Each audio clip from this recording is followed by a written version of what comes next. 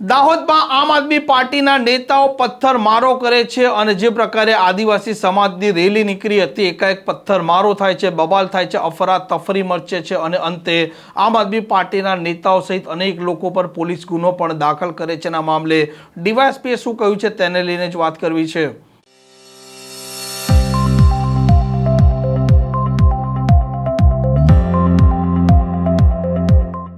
નમસ્કાર, આપ જોઈ રહ્યા છો હોટલાઇન ન્યૂઝ અને હું છું આપણી સાથે તોફિક ગાંચી. આમ આદમી પાર્ટીના નેતાઓ છે, તેમની મુશ્કેલીઓ વધી છે, તેમના મામેરા ભરાયા છે અને તેમને જેલવાસના દર્શન થાય તેવી પરિસ્થિતિ ઊભી થઈ છે. કેમ કે જે પ્રકારે દાહોદ છે, દાહોદમાં વિશ્વ આદિવાસી દિવસ હતો અને તે દરમિયાન રેલી નીકળી હતી અને રેલી દરમિયાન એકાએક બબાલ થાય છે, કેટલાક તોફાની તત્વો પથ્થરમારો કરે છે, અફરાતફરી સર્જાય છે. પોલીસનો કાફલો ઘટના સ્થળે હતો અને વધુ કાફલો બોલાવી લેવામાં આવે છે અને જે પ્રકારે પરિસ્થિતિ ઊભી થઈ હતી તે મામલે પોલીસે પણ તપાસ છે તેનો ધમધમાટ આદર્યો હતો અને અંતે જે પ્રકારે ગુનો દાખલ થયો છે તેમાંથી આમ આદમી પાર્ટીના 10 હોદ્દેદારો છે તેવી વાત પણ ડીવાયએસપી કહી રહ્યા છે અને આ મામલે હવે પોલીસ પણ એક પછી એક આરોપીઓને ઉઠાવી રહી છે અને ડીવાયએસપીએ નિવેદન પણ આપ્યું છે. દાહોદ શહેરમાં ગઈકાલે 9 ઓગસ્ટના દિવસે બપોર પછીના સમયે મોવાલે ક્રોસિંગ રોડ ઉપર એક પથ્થરમારા વગેરેની ઘટના ઘટી હતી.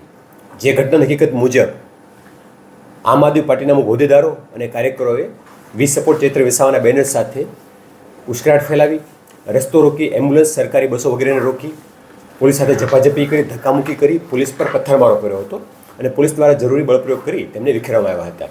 આ ઘટનાને દાહોદ રૂરલ પોલીસ સ્ટેશનમાં એફઆઈઆર દાખલ કરવામાં આવી છે.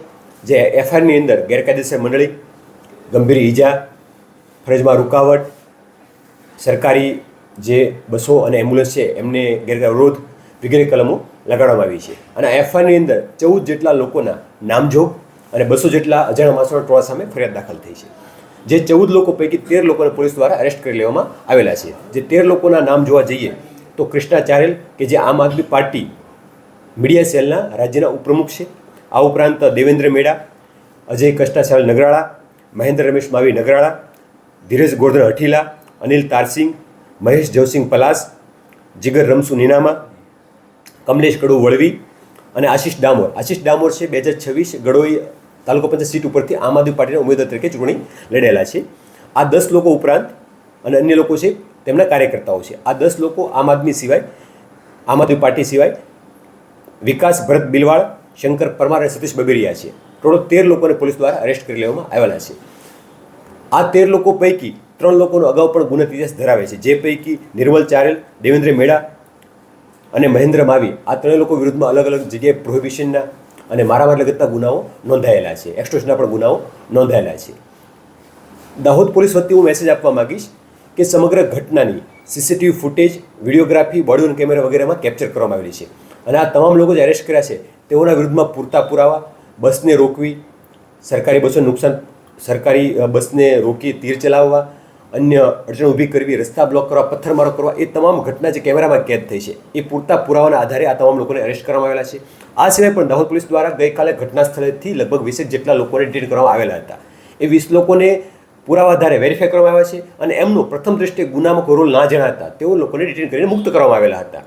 આમ દાહોદ પોલીસે કોઈપણ પ્રકારના જેનો રોલ નહીં હોય, નિર્દોષ વ્યક્તિ છે, એક પણ વ્યક્તિને હેરાન નહીં થાય એની પૂરતી તકેદારી રાખવામાં આવશે. પણ જે લોકોનો રોલ છે ગુનામાં, જે પથ્થરમારો કરવામાં, પોલીસ પર એસોલ્ટ કરવામાં જેનો રોલ છે કે અડચણમાં રોલ છે, એ કોઈપણ વ્યક્તિને છોડવામાં નહીં આવે. સર, આ પથ્થરમારાની ઘટનામાં કેટલા લોકો આ પથ્થરમારાની ઘટના હતી એમાં એક પીએસઆઈને માથાના ભાગે ગંભીર ઇજા પહોંચી છે. આ ઉપરાંત 2 મહિલા અને 1 પુરુષ, 4 જેટલા લોકોને ઇન્જરીઓ પહોંચી છે. આ ઉપરાંત પણ અન્ય પોલીસ કર્મચારીઓ નાની મોટી ઇજાઓ પહોંચી હતી અને હાલમાં જે છે એ સારવાર હેઠળ તથા ડિસ્ચાર્જ થયેલા છે અમુક લોકો. આમ દાહોદમાં આદિવાસીની જે રેલી હતી તે રેલીમાં ચૈતર વસાવા છે તેમને જે પ્રકારે જેલવાસ છે તે મુદ્દો પણ ઉઠાવવામાં આવ્યો હતો. તેમના ફોટા સાથેના પોસ્ટરો પણ જોવામાં આવ્યા હતા અને ક્યાંક ને ક્યાંક ચૈતર વસાવાને જે પ્રકારે સજા મળી છે તે સજાના મામલે પણ વિરોધ ઊભો થાય તે પ્રકારના દ્રશ્યો છે તે સર્જાયા હતા. જોકે એકાએક આ રેલીમાં પથ્થરમારો થાય છે, બબાલ થાય છે અને અફરાતફરી સર્જાય છે. જોકે પોલીસ છે તે પરિસ્થિતિ કાબૂમાં લઈ લે છે અને આ મામલે હવે તેમણે ગુનો પણ દાખલ કર્યો છે, જેમાંથી 10 આરોપીઓ છે તે આમ આદમી પાર્ટીના હોદ્દેદાર છે. આ પ્રકારના સમાચાર માટે હોટલાઇન ન્યૂઝની ચેનલને લાઇક, શેર અને સબસ્ક્રાઇબ કરવાનું ભૂલતા નહીં. નમસ્કાર. આવા પ્રકારના વિડીયો તમને જોવા ગમતા હોય તો હોટલાઇન ન્યૂઝ ચેનલને લાઇક, શેર અને સબસ્ક્રાઇબ કરો.